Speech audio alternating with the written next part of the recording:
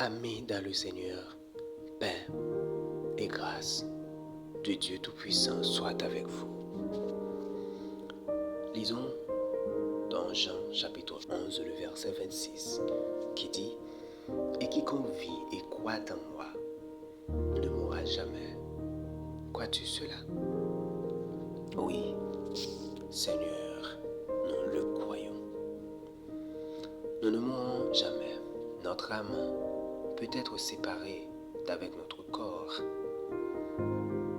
ce qui constitue bien une sorte de mort. Mais notre âme ne sera jamais séparée de Dieu. Et c'est là la vraie mort, quand notre âme est séparée de notre Créateur.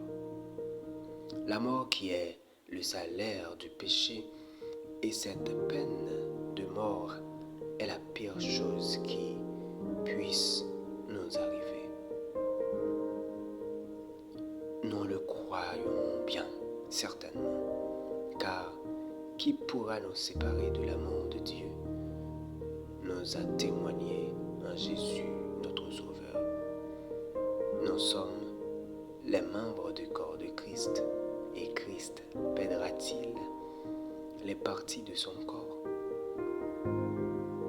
Nous lui sommes unis par le mariage. Sera-t-il privé de son épouse et rendu veuf? Impossible.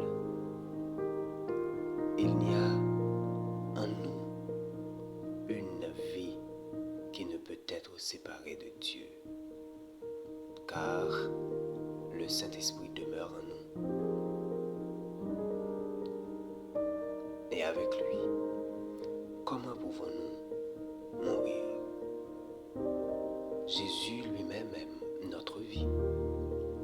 C'est pourquoi il n'y a pas de mort possible pour nous qui sommes chrétiens, pour nous qui croyons en Dieu et qui vivons pour faire sa volonté. Il n'y a pas de mort possible. Mais si vous ne croyez pas, il ne peut pas mourir à nouveau, car Jésus a été mort pour lui. Parlons du croyant. En lui, nous sommes morts au péché une fois, et de la sentence capitale ne peut être deux fois exécutée. Maintenant, nous vivons, et nous vivons toujours, pour toujours, pour toujours. Le salaire de la justice, c'est la vie éternelle. Et nous avons la justice même de Dieu. Par conséquent, nous pouvons réclamer le salaire le plus élevé. Vivant et croyant aujourd'hui, nous croyons que nous vivons et entrons en jouissant de ce bien. Aussi nous avançons, nous, avec la ferme confiance que notre vie est assurée dans celle de notre chef, vivant éternel, éternellement. Si vous ne croyez pas en Christ, si vous vous posez encore des questions à savoir l'existence même de Dieu, si vous vous posez encore des questions à savoir de l'amour du Christ, sachez que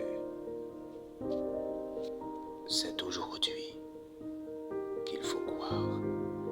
Si vous attendez la mort, ce ne sera plus encore possible de croire. Prions le Seigneur. Mon Dieu, je te remercie très humblement de toutes les grâces que tu m'as données jusqu'ici. C'est encore par un effet de bonté que je vois ce jour. Et je vais aussi m'employer humblement à te servir. Je t'en consacre toutes mes pensées, mes paroles, mes actions et mes peines. Bénis-les, Seigneur, afin qu'il n'en ait aucune